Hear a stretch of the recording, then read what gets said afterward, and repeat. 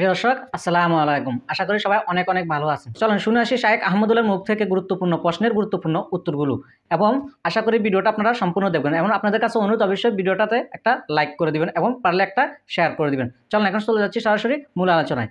গর্ভবতী অবস্থায় যদি হাতে মেহেদি দেয় তাহলে কি বাচ্চার শরীরে দাগ পড়ে? একটু জানাবেন। গোসল করার পর পরে উজু করার প্রয়োজনীয়তা আছে কিনা? প্রচন্ড গরমের কারণে যদি ঢিলা গেঞ্জি পরিধান করি তাহলেও কি আল্লাহ লানত বর্ষিত হবে? 3 পিস পরে নামাজ পড়ি, পা দেখা যায়, মোজা পরে নামাজ পড়লে কি হবে? গোপন অঙ্গে হাত লাগলে উজু ঝাঁকে কিনা? ছোট বালতি থেকে পানি না ঢেলে পানির মধ্যে হাত দিয়ে উজু করা যাবে কিনা? নখপালিশ লাগিয়ে নামাজ পড়লে নামাজ হবে কিনা? কারো থেকে ঋণ নিলে যার থেকে ঋণ নিয়েছি ওই ব্যক্তিকে পরবর্তীতে খুঁজে না পেলে করণীয় কি? হাত পায়ের নখ কাটার পর তাকে মাটির ভিতর গাঁটতে হবে?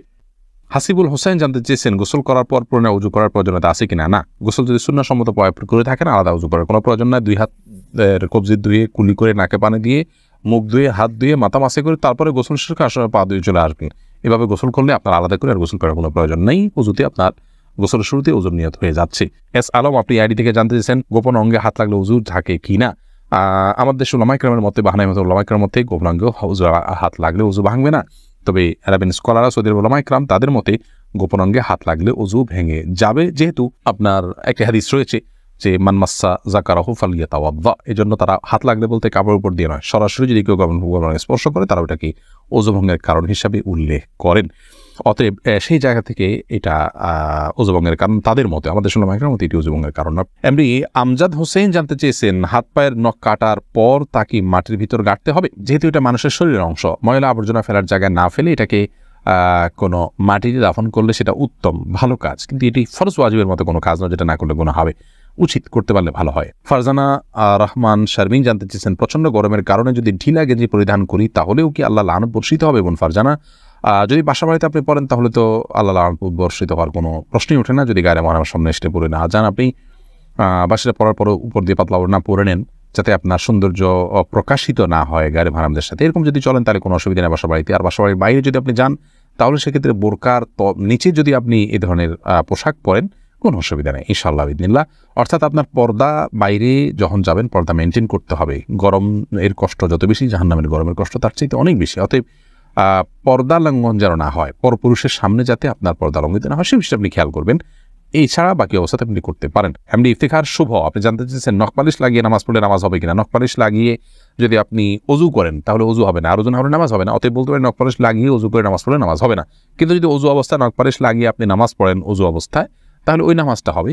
পরবর্তীতে আবার যখন নামাজের সময় হবে বা ওযু ভাঙবে তখন আপনাকে নখপালিশ রিমুভ করে তারপর ওযু করতে হবে, অন্যথায় এটি জায়েজ হবে না। মা বোনরা মাসিকের দিনগুলোতে নেল পালিশ ইউজ করতে পারেন, কোনো অসুবিধা নেই, যেহেতু তখন নামাজের অপশন তাদের নেই।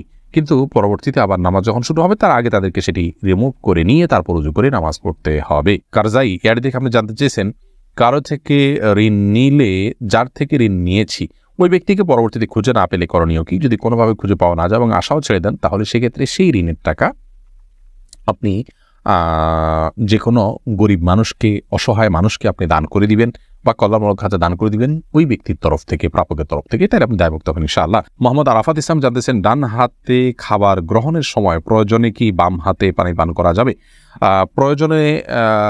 প্রয়োজনে বলতে কি, ডান হাতে পানি পান করা উচিত, খাবার গ্রহণ করা উচিত। ইভেন আপনার খাবার খেলে আঙ্গুল চেটে তারপরে আপনি ডান হাতে ধরে খাবেন। যদি আমাদের ওলামায়ে কেরাম বলেন যে বাম হাতে আপনি পানির পাত্র ধরলেন, ডান হাত দিয়ে ঠেক দিলেন, তার মানে 2 হাত ধরে খালেন, এটা জায়েজ আছে, এটা একটা পন্থা মাত্র। কিন্তু সবচেয়ে উত্তম হয় সরাসরি ডান হাতে খাওয়া। সেক্ষেত্রে খাবার লেগে যাওয়ার যে ভয় থাকে গ্লাস ইত্যাদিতে, সেটা থেকে বাঁচার জন্য আপনি পরিষ্কার করে নেবেন, আলতো করে ধরবেন। কিন্তু ডান হাতে খাওয়া উচিত, পান করা উচিত, যেহেতু হাদিসে সুস্পষ্টভাবে ডান হাতে খাওয়া পান করার নির্দেশ রয়েছে। শিখা ইসলাম আপনি জানতেছেন 3 পিস পরে নামাজ পড়ি, পা দেখা যায়, মোজা পরে নামাজ পড়লে কি হবে? পায়ের পাতা ঢাকতে হবে কিনা মেয়েদের নামাজের জন্য মধ্যে এটা নিয়ে মত পার্থক্য আছে। অনেক উলামায়ে কেরাম এটাকে শর্ত করেছেন। আমি ব্যক্তিগতভাবে এই মতটা চাইতে যারা বলেন যে পায়ের পাতা, পাতা বলতে পায়ের পাতার তলের অংশ এটা ঢাকার শর্ত দিয়ে থাকেন, তাদের মতটাকে আমি সমর্থন করি না। পাতার উপরের অংশ, যেটা পাতার উপরের অংশ, সেটা ঢাকতে হবে কিনা অনেক ওলামায়ে কেরাম বলেছেন সেটা ঢাকতে হবে, অনেকে বলেছেন শুধু গিরার নিচ পর্যন্ত থাকলেই হবে কাপড়, পাতা না ঢাকলেও চলবে।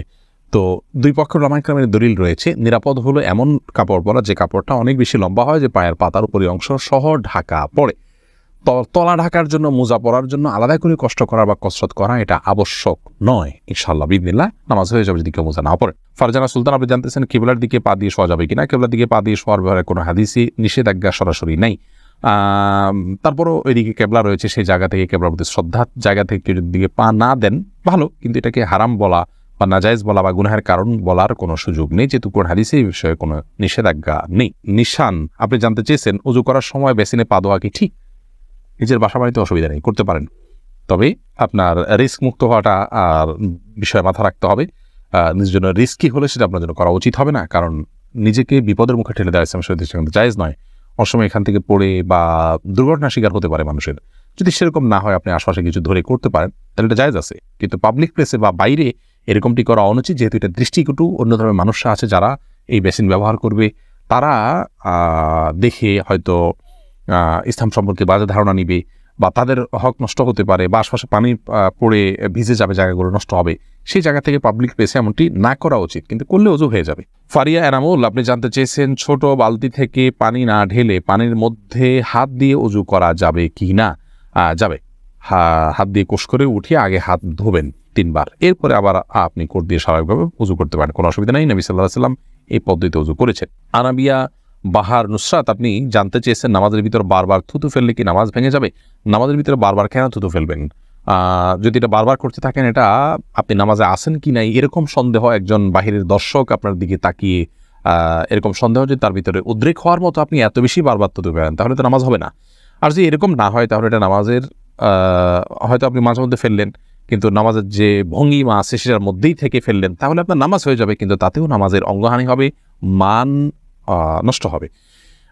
মাঝে মধ্যে আপনি বাধ্য হলেন ফেলতে, সেটা যদি আপনি ফেলেন যথাযথ উপায়, যেমন আপনি টিস্যুতে ফেললেন, মুখে পোকা ঢুকে গেছে কথা বা এই যদি কিছু, সেটা জায়েজ আছে, কিন্তু প্রায় বা বারবার এরকম করা উচিত নয়, জায়েজ নয়। লালপুরি আড়ি থেকে আপনি প্রশ্ন করেছেন গর্ভবতী অবস্থায় যদি হাতে মেহেদি দেয় তাহলে কি বাচ্চার শরীরে দাগ পড়ে? একটু জানাবেন।